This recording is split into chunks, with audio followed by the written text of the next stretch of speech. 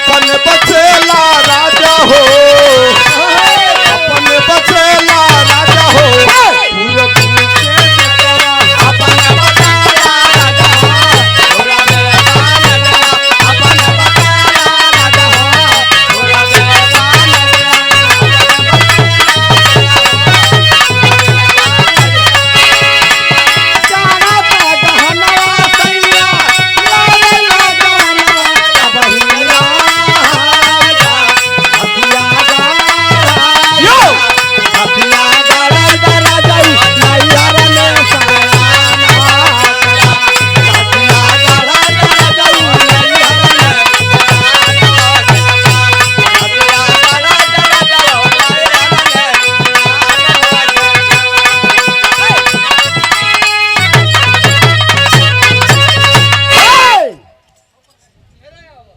अर्जुन के हिरन का वीरता लोरिकायन खंड से। और हमारे गुरुजी चंदौली से चल करके आए श्री काशीनाथ यादव जी बाबू जी की ओर से बड़ा ही बढ़िया निर्गुण सुने के मिलल। बहुत बहुत चरण स्पर्श पहल की प्रणाम बा। आप लोगों के बीच में एक द्वापर युग के हिरन के वीरता हम गावे जाते। अरे वाह वही ऐसा न हो जेकरे भूते ही सृष्टि चलत, जेकर पूजा होला, जेकर पूजा होता। तेरी मास्टर कुछ बजा क्या हुआ?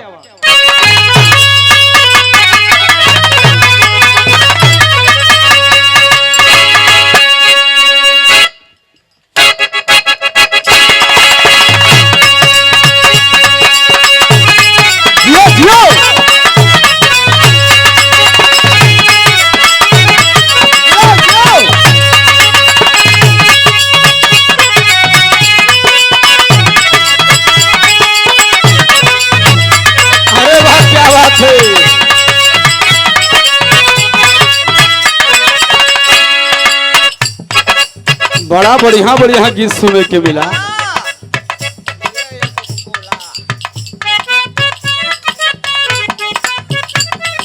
बड़ा एकदम जो जोर शोर से गीत बजत बा। कोको कोला वाला, कोको कोला वाला गीत बड़ा सुघर लगल गुरुजी। मास्टर एक गीत बजावत हूँ हर से कैसे।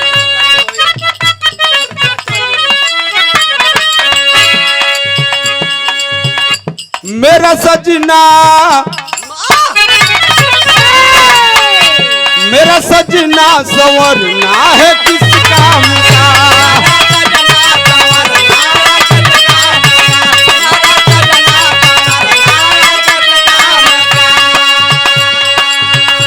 माला जपते हो तुम औरों के नाम का,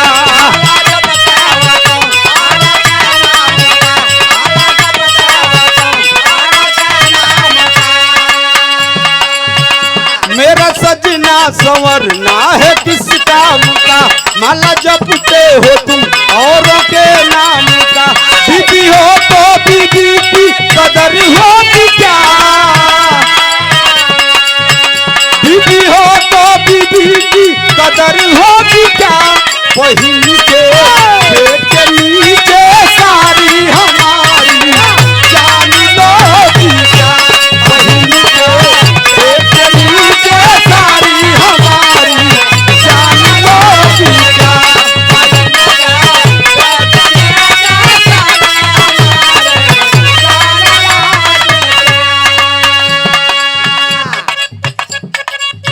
बड़ी बड़ी गीत सुने के मिला। मास्टर बजावत हूँ कोनो लड़का कोनो लड़की से मिले बदे धनिया बेचे चलल, बजावत हूँ आइल बानी तोहरा गलिया,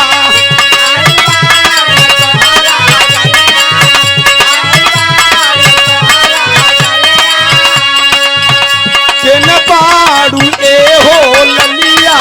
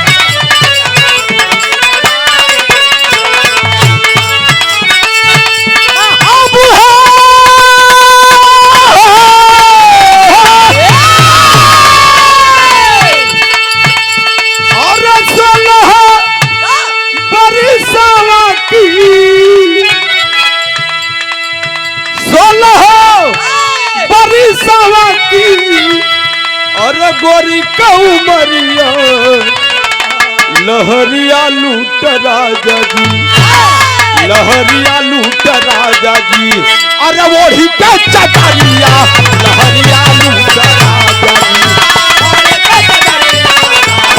क्या बात है?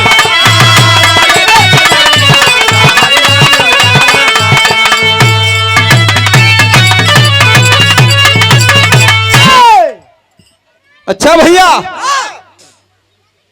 बड़ा बढ़िया वीर रस का गीत सुने के मिलल। कलयुग के यदुवंश के हंस यादव शिरोमणि वीर लोरी के कुल खानदान से एक बिरहा, वीर रस का बिरहा द्वापर युग के यदुवंश के हंस यादव शिरोमणि के वीरता की वीरताई आप लोग के सामने बा। 4 लाइन भूमिका का अंदाज बा मास्टर।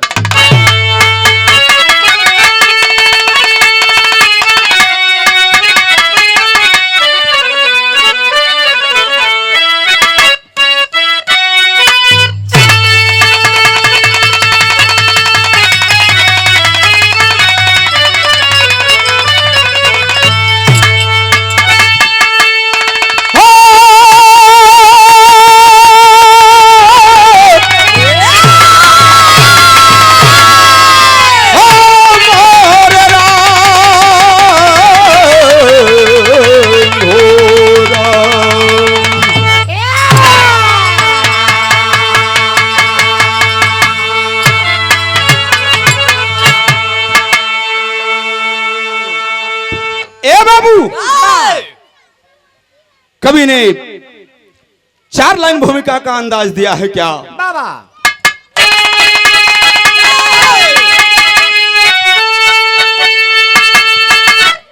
तो सब कुछ करते, सब कुछ करते कराते प्रभु है स्वयं, आदमी मात्र पुतला है संसार में, मर्जी क्या उनके कुछ होता नहीं, जीत में भी वही और वही हार में, भूल जाता मनुष्य जब सफलता मिले, गर्व अपने को हरदम अब भूल जाता है, सब हमसे हम दिल से निकले नहीं और अपने को भी बेगाना समझ जाता है।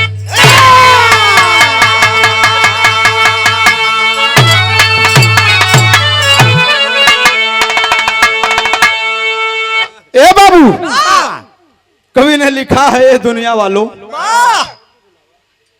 बस हमसे या हम दिल से निकले नहीं, अपने को भी बेगाना समझ जाता है, अपने आदमी अपने के धोखा दे ले, दुनिया अपने से परेशान हो।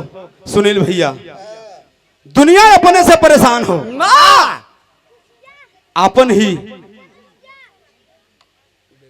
बेगाना हो जाता है बाबू। कव्वाली का टुकड़ा लग गया कैसे?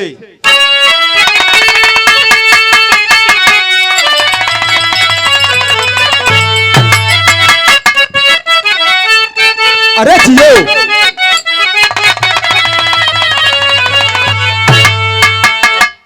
किसी आशिक ने, किसी मासूका ने आशिक से कहा, क्या कहा मास्टर?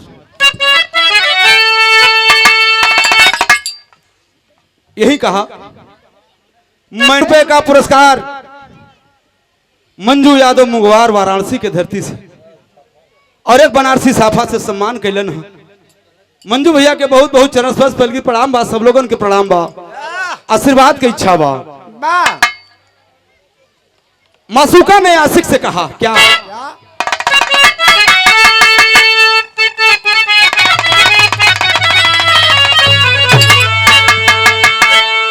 यह कहले बा, मैं ना जहूस नहीं, अरे मेरा भी एहतराम करो,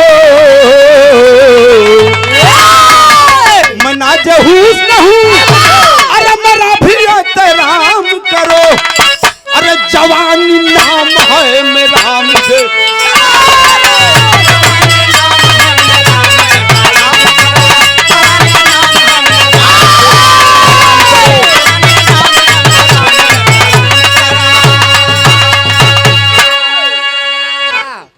कहलस मैं नाजे हुस्न हूँ, मेरा भी एहतराम करो। हाँ जवानी नाम है मेरा, मुझे सलाम करो।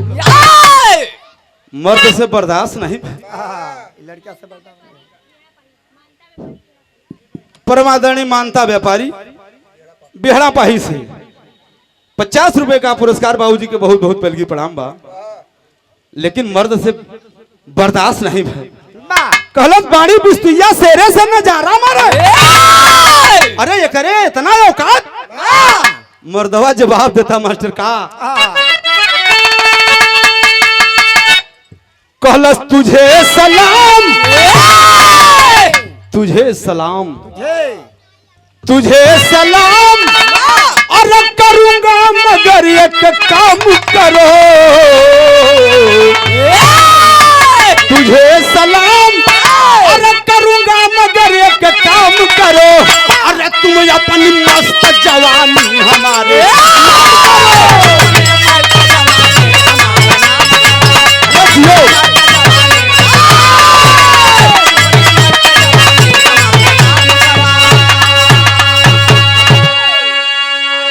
तुझे सलाम करूंगा मगर एक काम करो, तुम अपनी मस्त जवानी हमारे नाम करो। लेकिन विरहा के अंदर कवि ने भाव लिखा है क्या,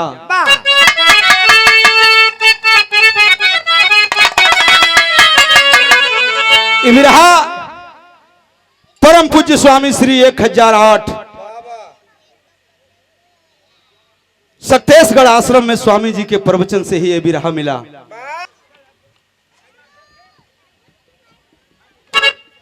स्वामी जी के प्रवचन से यह विरहा मिला जो यथार्थ गीता में दर्शाता है कि आखिर द्वापर युग में यदुवंशियों की कहानी कैसी थी और यदुवंशियों ने द्वापर युग को कैसे जीता। कवि ने भाव लिखा है क्या,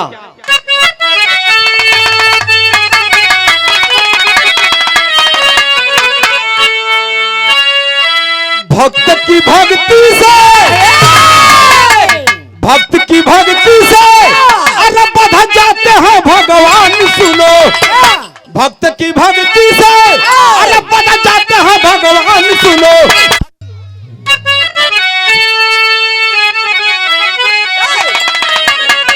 कवि ने लिखा है कि भक्त की भक्ति से अरे बध जाते हैं भगवान सुनो।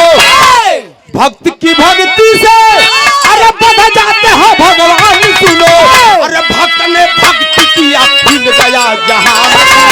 भक्त ने भक्ति किया हिल गया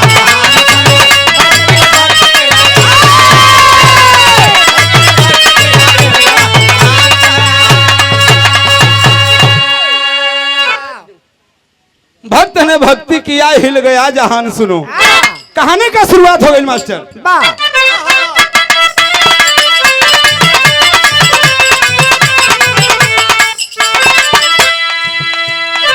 सिंधु बखान करता ना कभी गहराई का, आकाश वर्णन करता ना कभी ऊंचाई।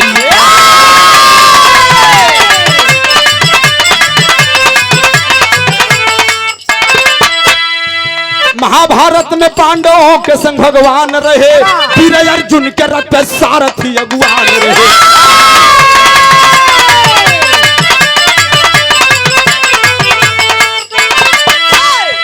श्याम के संरक्षण में पांडव जीत पाए हैं, श्याम के संरक्षण में पांडव जीत पाए हैं। राज का ताज धर्मराज को बधाए।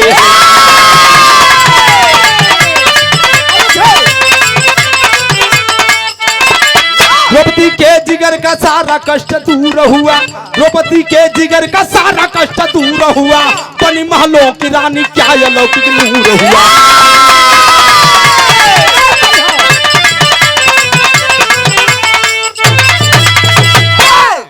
हे भैया, महाभारत के 18 दिन का लड़ाई खत्म हो गए। बड़े बड़े बहादुर मारे गए।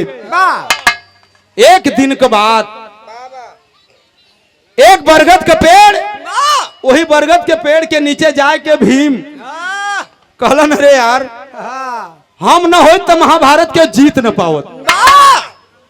पीछे पीछे अर्जुन गईलन हम कहलन अरे भैया के कौन बहम हो गए हो। कहत हुआ हम न हो तो महाभारत के जीते न पावत। अर्जुन भीम के पजर में जाए के एक बात कहला ना बिरहा में निर्गुणी गीत लगल मास्टर।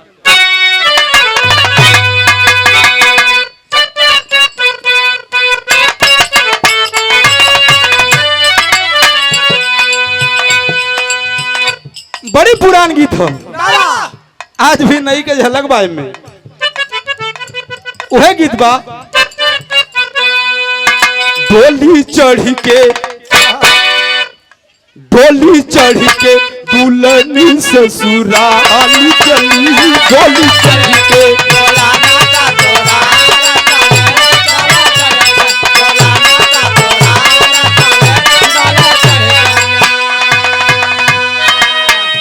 छोड़ पालम को बालम के द्वार चली। छोड़ बालम को बालम के द्वार चली। डोली चढ़ के दुल्हनी ससुराल चली। डोली चढ़ के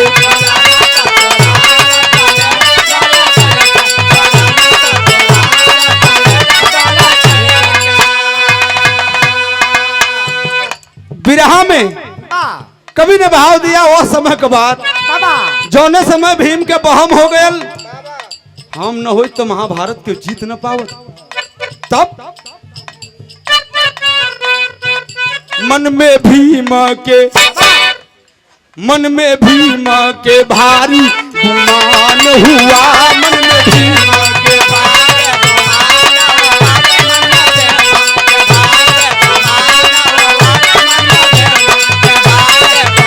भीम के बहम हो गया। मन में भीम के आशीर्वाद के इच्छा बा। मन में भीम के बहम हो का। मन में भीम के भारी गुमान हुआ। मन में भीम के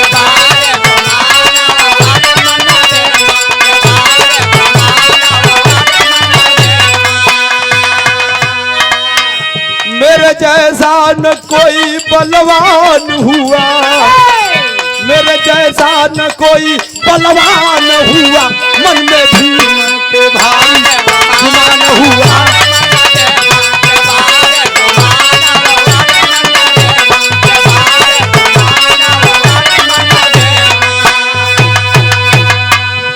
अर्जुन कहला नहीं भैया का देखा इनके इतना भारी भूल हो गए।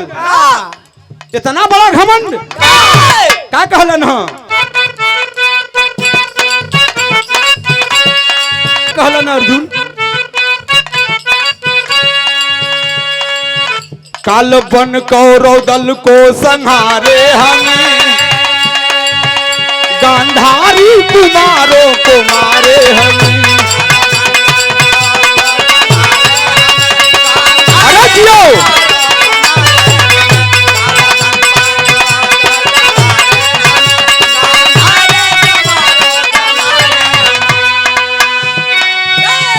जमाहू रखा दाद भैया लिए।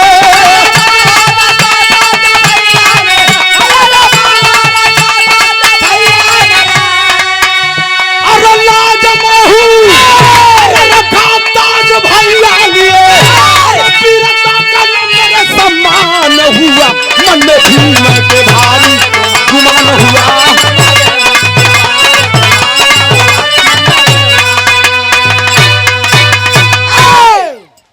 लाज में हूँ रखा ताज भैया लिए। वीरता का न मेरे सम्मान हुआ।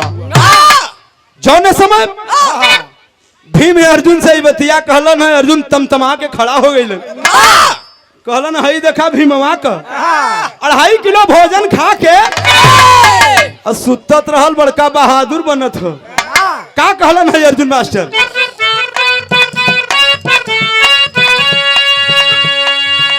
कहा अर्जुन की भीम बड़बड़ाओ नहीं। सान में अपना सीना फुलाओ नहीं।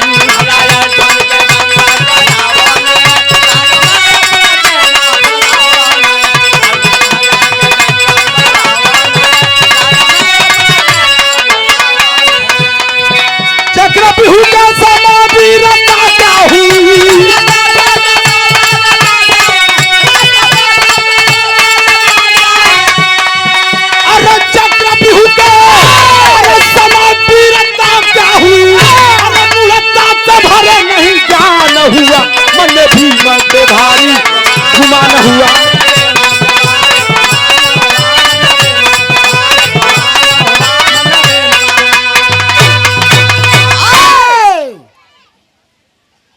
मूढ़ता से भरे नहीं ज्ञान हुआ, मन में भीम के भारी गुमान हुआ। जौने समय अर्जुन जब खड़ा भइले न भीम के सामने, कहलन वो समय तुहार वीरता कहाँ रहल जौने समय चक्रव्यूह भेदन में हमार बेटा अभिमन्यु मारल गयल। अरे बाप रे बाप, अर्जुन जब इतना ताना मरलन भीम के, भीम एकदम चुचुक के अमहर हुई गए। का कहलन ह बिरहा में बड़ी रंगीन गीत लगे मास्टर।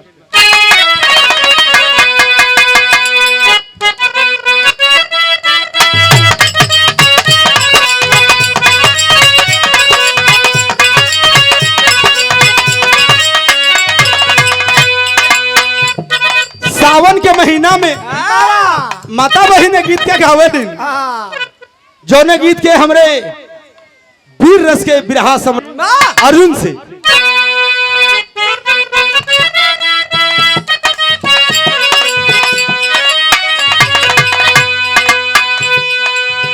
बड़ी पुरान गीत हो। माता बहन गावे कैसे मास्टर? कि कजरी के दीना हम बजरी बोवली दुनिया, बजरी बोवली हो सैया से चिरई हां कई बसवारी हो।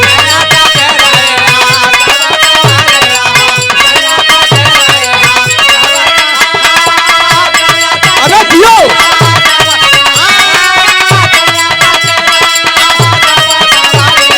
अरे दियो क्या बात है।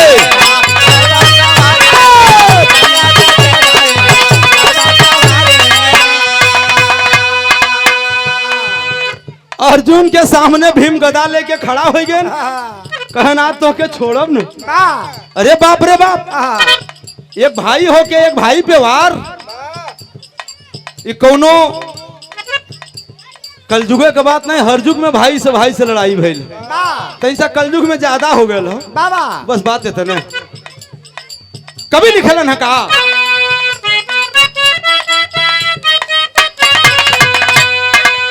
भारत का सुन के पानी निहलन गाता के तानी, निहलन गाता के तानी, कहा न आवे तो के लाजा ही जाड़ा वाले, कहा न आवे तो के। अर्जुन मरलन ताना भीम के, अरे भीम का पारा गरम हो गया, कहलन मर्दा चमड़ी निकोल ले तुहारे आज। अरे बाप रे बाप, कहलन है का भीम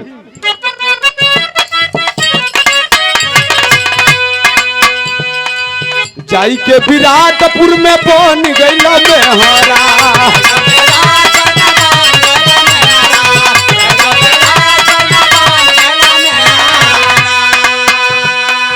नाचत नाचावत रहला बदल करके चेहरा।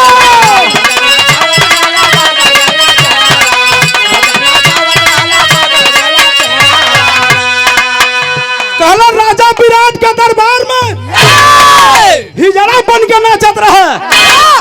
वो समय तुहार बहादुरी कहाँ रही? बड़का बहादुर बनत है, तब का कहें?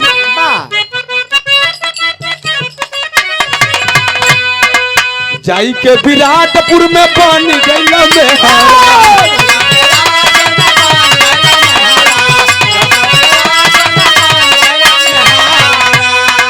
नाचत नाचावत रहे बदल करके चेहरा।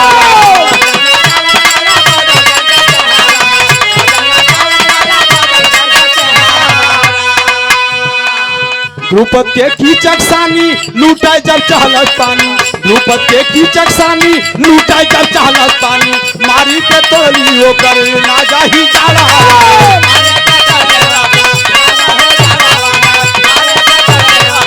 अरे क्यों क्या बात है?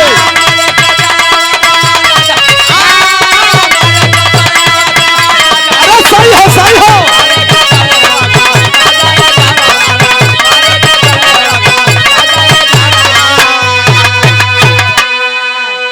पैसा ले लो पे।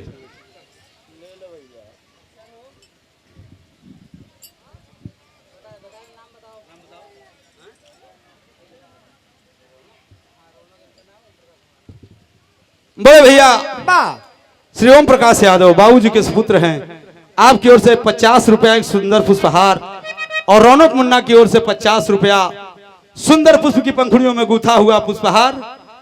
मुन्ना के बहुत बहुत शुभ आशीर्वाद बा, भैया के बहुत बहुत प्रणाम बा, सब लोगन के प्रणाम बा, आशीर्वाद के इच्छा बा। जौन समय अर्जुन भीम का लड़ाई चलत बा, ताना जब लगल है भीम के, गदा उठा लेहलन, कहलन तो के छोड़ब ना। तब अर्जुन सोचे लगलन कि अरे यार ये भैया पगला गईलन का। कहलन वह समय तोहार बहादुरी कहाँ रहल जब हम कीचक के मार के पांडव कुल का मर्यादा बचाउली। तब अर्जुन गुस्सा में हो गए, और गुस्सा में जब है ना तब केहन का मास्टर गीत बदल गए, तरज बदल गए।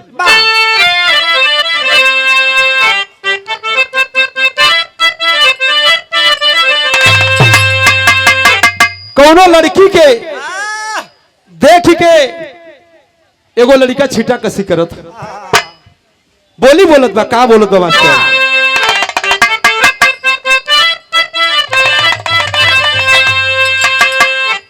गुल गुल दहिया देखाओ ताड़ू,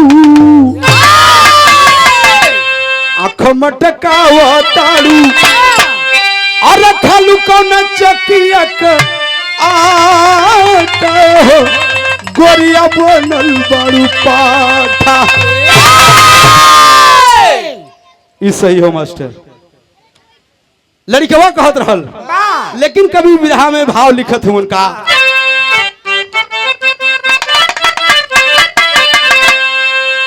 भीम से न मरल न जब मेहनावा, अरे खौल लागल खुनावा, अरे तरक सखी निहलन पानावा हो, पूरा अर्जुन बलियानावा।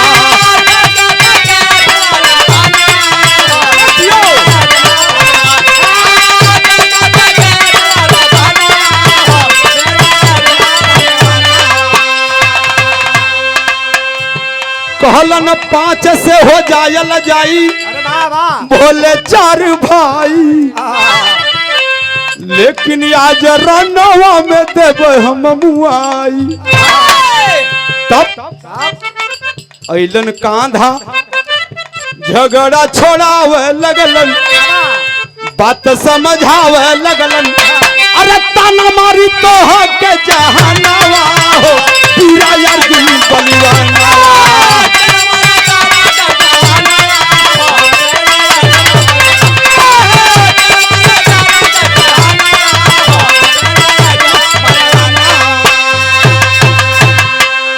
अरे तबले भगवान कन्हैया देखत रहलन, कहलन बरदवा पगला गए का। अरे एक भाई होकर के एक भाई के ऊपर वार करते हो। भगवान कन्हैया के सामने अर्जुन भीम हाथ जोड़ के खड़ा हो गए, कहलन प्रभु ये कहत हुआ महाभारत हम जीतली, और हम कहते ही महाभारत हम जीतली। भगवान कन्हैया कहलन दोनों जने मूर्ख है, महाभारत के जीतले हो दोनों के पता नहीं। भगवान कन्हैया कहलन जे महाभारत अगर जे देखल चाहत हुआ हमारा साथे चला, महाभारत दिखा दे कि के जीतले हो, लेकिन जौन बचल बाव के बचाला बिगाड़ा में। भगवान कन्हैया का कहलन बिरहा में टेरी का लाइन लग गई।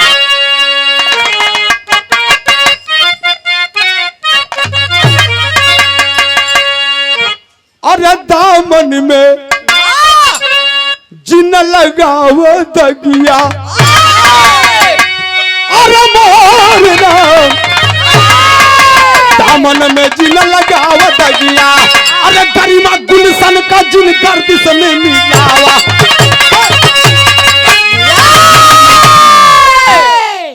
गरिमा गुलशन का जिन गर्दिश में मिलावो।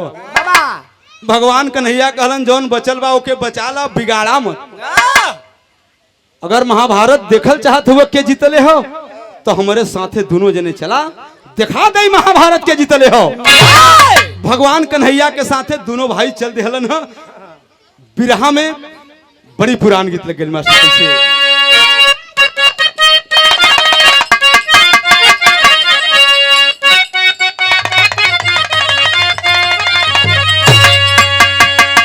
बाहरे बाबू स्वर्गीय बाबू वीर रस के सम्राट स्वर्गीय बाबू रामदेव गुरु चले गए, वीर रस का बिरहा चला गया।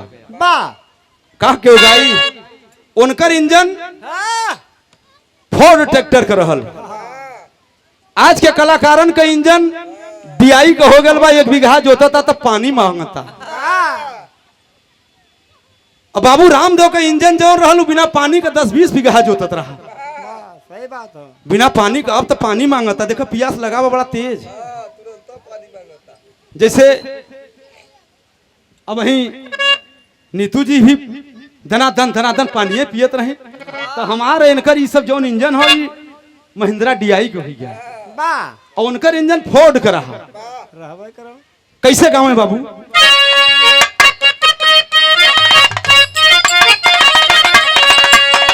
गावत रहन सरंगिया वाले कडेरावा, सरंगिया वाले कडेरावा बताई दाए छोटा की नाना दी।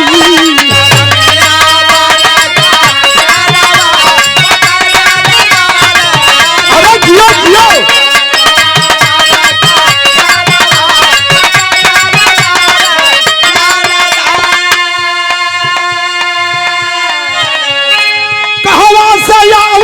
ढोलक मजीरा कहवा से आवा तबाला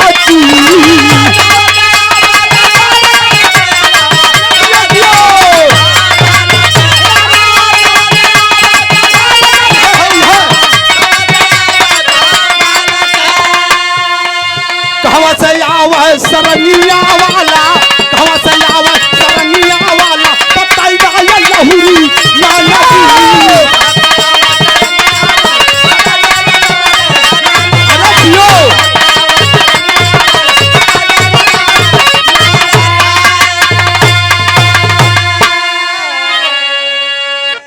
तो उनकर गीत रहा।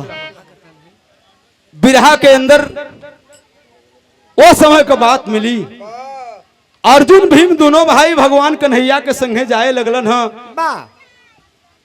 कि महाभारत के जीतले हो। बाबा भगवान कन्हैया दोनों भाई के लेके चलत हुआ। कहाँ गइलन ह?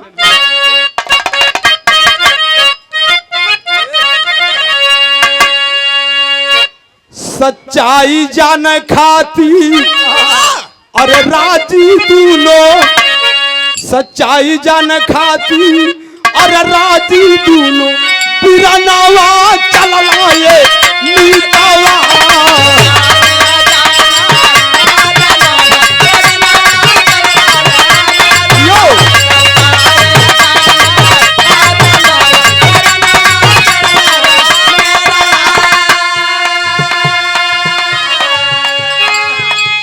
अर्जुन के साथ अरे बलिया भीम बलिवा नवा चलला ये मितवा। सच्चाई जान खाती अरे राजी दोनों पूरा नवा चलला ये मितवा। सच्चाई जाने बदे अर्जुन भीम भगवान कन्हैया के संगे जात। कहाँ जाते हैं? कहाँ गइलन हैं? अरे पर्वत पे शीशा जहाँ पर बरकी के अरे तहवा तीनों जन आए हो।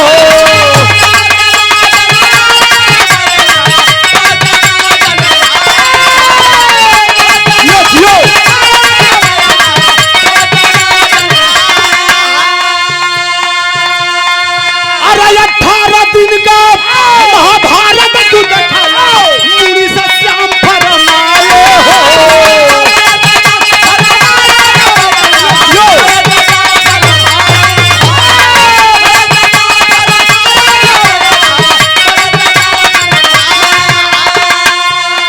सबसे बड़ा वीर तलाश करना, सबसे बड़ा वीर तलाश करना खाना कैदा ये वीरवा।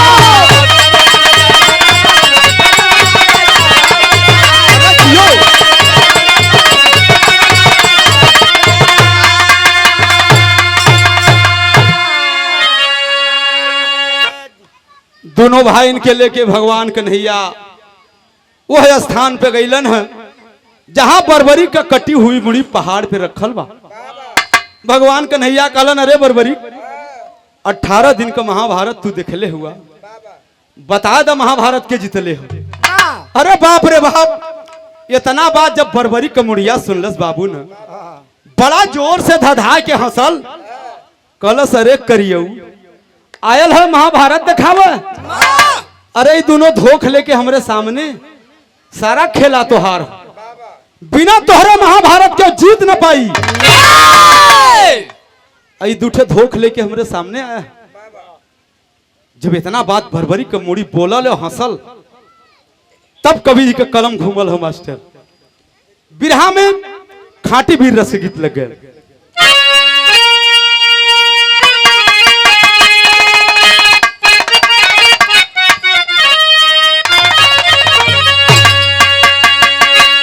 ये सब गीत गावा में करेजा मोहे तरावला।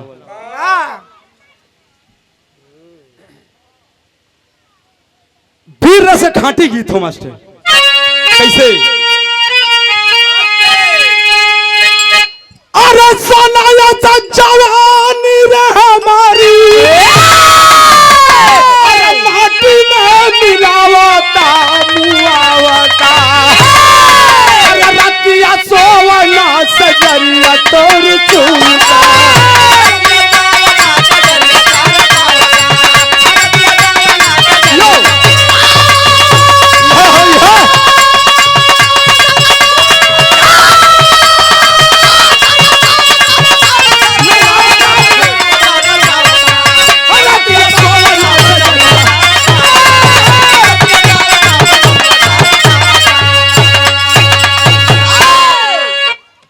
जोने समय बरबरी कमुड़िया हंसले बोलल का बोलो था मास्टर? अरे हंसल बाधा धाक के मुड़ी भेड़िया बतावल बात, श्याम माया तोहरी अंगुरी पर न चले बा।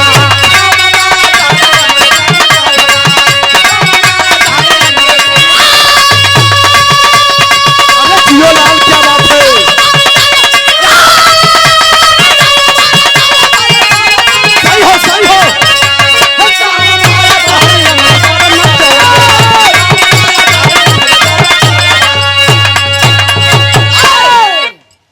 हंसल बा धधा के मुड़ी भेदिया बतौले बा सुनौले बा, श्याम माया तोहरी अंगूरी पर नचौले बा। जोने समय बरबरी कमुड़िया इतना बोले, अर्जुन भीम दोनों जने तो एकदम चुप हो गई। कहलन अरे यार अर्जुन तो मान गए लेकिन भीम माने के तैयार नहीं बा। कहलन सरवाई हमरे बेटवा का बेटवा हमार नाती हो, झूठ बोलता। का कहन भैया? अरे जंग में जवान जतने पुतला समान हो, जके जके चालस चक्र कैलस खरिहान हो।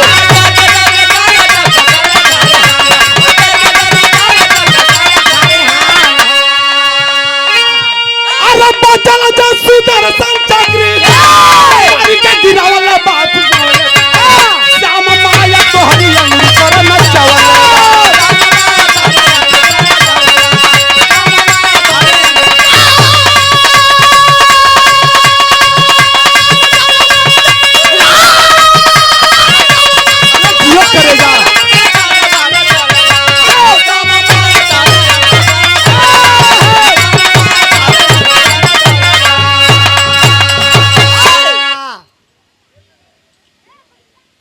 का कदर वीर जानला।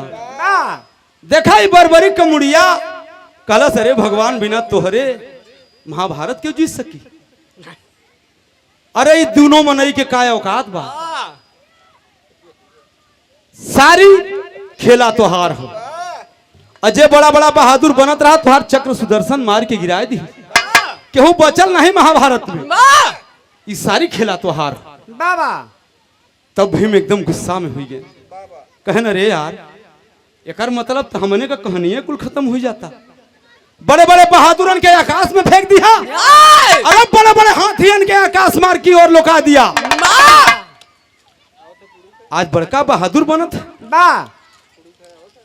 भगवान कन्हैया के सामने बर्बरिक कमुड़ी सारा बयान करत बा।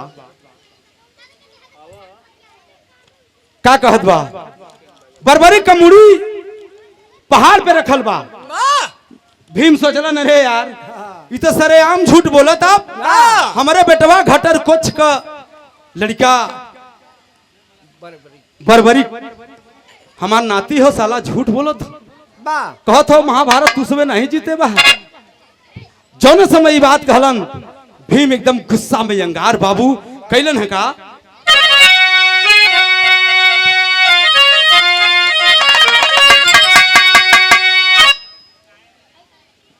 हमारे बुल्लू गुरु बिरहा के हास्य रस के एक सम्राट कलाकार रहे।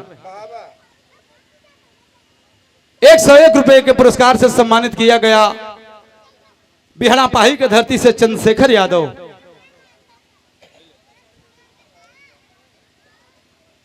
भैया के बहुत बहुत प्रणाम बा। समाजवादी पार्टी विधानसभा सेवापुरी यूजन सभा अध्यक्ष, क्षेत्र पंचायत सदस्य बिहड़ा, आपकी ओर से 101 रुपए के पुरस्कार से सम्मानित किया गया। बहुत बहुत प्रणाम बा, सब लोगों के प्रणाम बा, आशीर्वाद की इच्छा बा। भीम से बर्दाश्त ना भयल, बड़ा क्रोध में हुआ भीम, आपन शरीर वही पहाड़े के बराबर ले गईलन। और जब पहाड़े के बराबर में उनका भीम का शरीर हो गया तब करत का हन भीम पहाड़ का लाइन लगे मास्टर बुल्लू गुरु गावत रहे कैसे?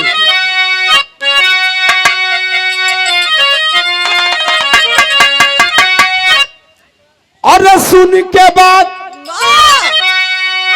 हो गई न पानी पानी भीम गुमानी हो।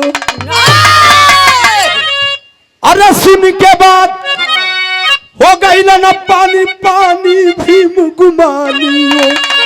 अरे बेटवा को बेटवा कैलस नादानी भीम गुमानी हो।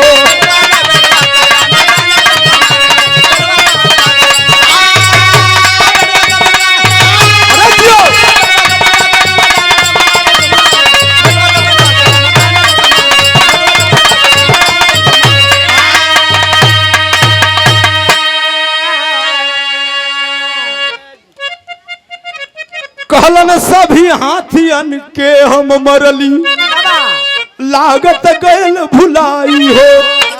खींचला तब भीमसेन मुड़ी पर दिए चलाई हो। अरे रत्ती भर नहीं ललसी सब बरदानी भीम गुमानी हो। बेटवा का बेटवा कैलस नदानी भीम गुमानी हो। जब खींच के एक लात भीम वही मुड़िया पे मरलन बाबू, मुड़िया रत्ती भर भी नहीं हिलल। तब तो भीम समझ गए कि अरे यार एक कटी हुई मुड़ी नहीं हिलल, बड़े बड़े हाथी के हम आकाश में फेंक दिया, और जब मुड़ी नहीं हिलल तो हम महाभारत कैसे जीत सकीला? भीम का घमंड वही टूटत हो। प्रमाण आल्हा में मिलता मास्टर कैसे?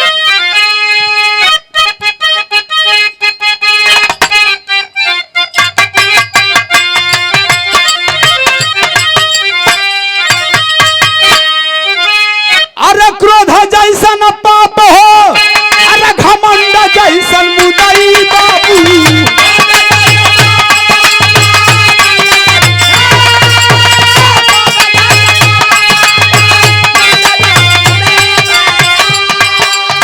काम के नियारा ना सके कुछ हो न पाए।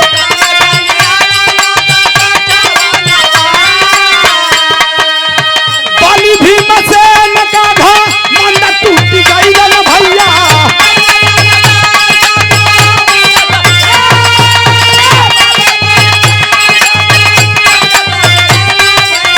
घाट घाट के वासी कैलासी श्रीमान।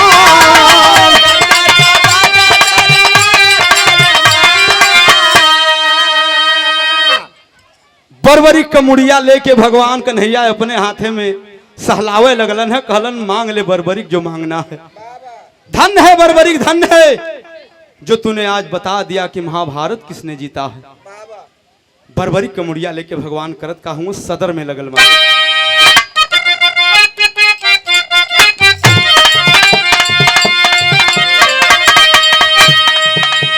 बरबरी का मुड़िया उठा के हथवा में,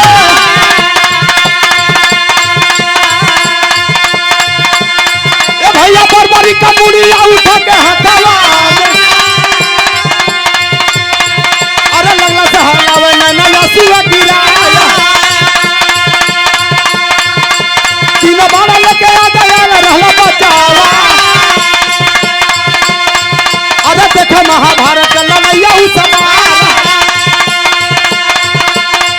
अरे दिया बाड़ा मार के होती हला देखा,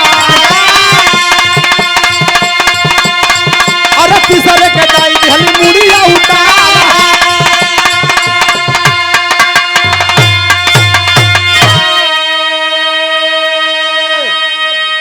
भगवान कन्हैया कहलन धन्य हो बरबरी के धन्य हो।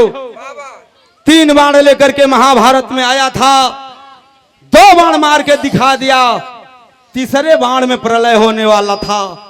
उसी समय हमने अपना सुदर्शन चक्र छोड़ करके तेरा मुड़ी काट लिया और यही पहाड़े पर रख दिया कि 18 दिन का महाभारत तू देखे और तो ही के जवाब देवे खो कि महाभारत के जीते बा।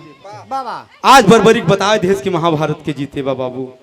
भगवान कन्हैया यदुवंश शिरोमणि श्री कृष्ण कन्हैया ने महाभारत को जीता। का कहत बा भगवान कन्हैया बरबरीक के मुड़िया के लेके हथवा में सहलावत हुआ, कहना बरबरीक मांग ले जो मांगना। बरबरीक कहल सरकार हम का मांगे का देबा, जवन देवे के रहल तो पहले में मुड़िया काट के दे देला हमके, अब बाकी का। भगवान कन्हैया कहलन मांग ले बरबरीक जो भी मांगना। बरबरीक मांगत बा प्रमाण खड़ी में,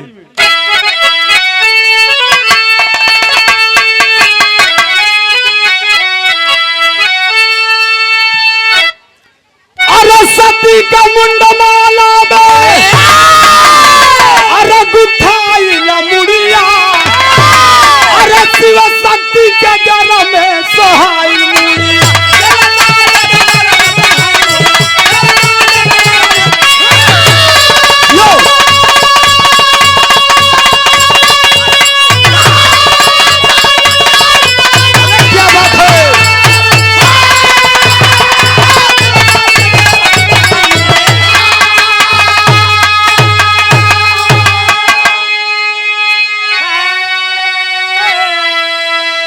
सती के मुंडमाला में गुथाइल मुड़िया, शिव शक्ति के घर में सोहाइल मुड़िया।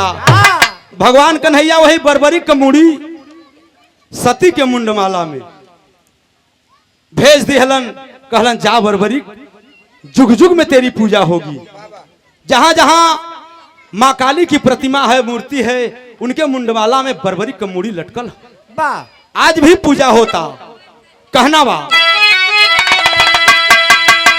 दुनिया में अमर भयल बरबरीक का नाम हो, हरि के कृपा से पाई गई ना मोक्ष धाम हो।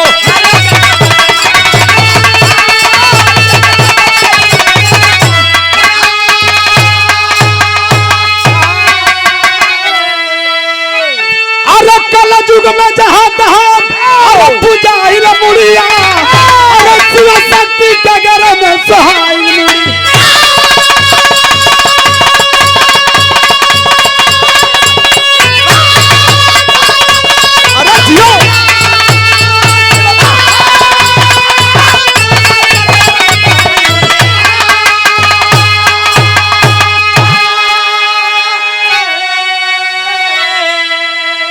आज भी दुनिया में अमर भयल बरबरीक का नाम,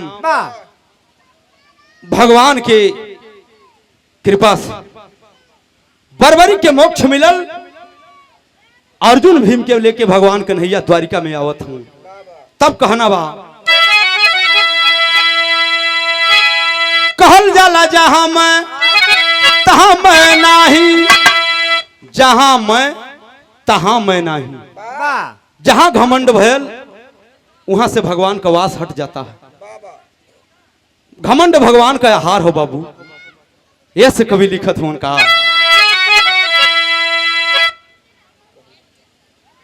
मैं एक ऐसा चीज हो कि रावण का घमंड नहीं चला, जो सोने के खदान में रहा। हमार तो हर घमंड कहां से चले। कहना बा कहल जाला जहां मैं मैं नाही मन का अभिमान कर गर्व का तवाही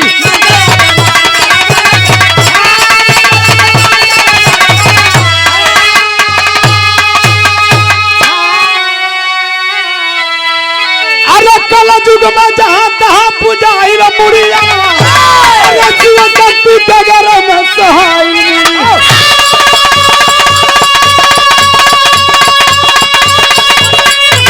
अरे क्या बात है लाल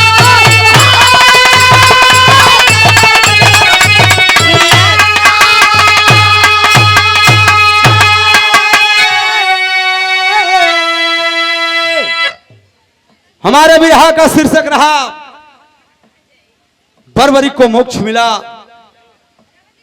अर्जुन और भीम दोनों भाई भगवान कन्हैया के साथ चल देते हैं वाह यदुवंश के हंस शिरोमणि भगवान श्री कृष्ण कन्हैया ने महाभारत को जीता तब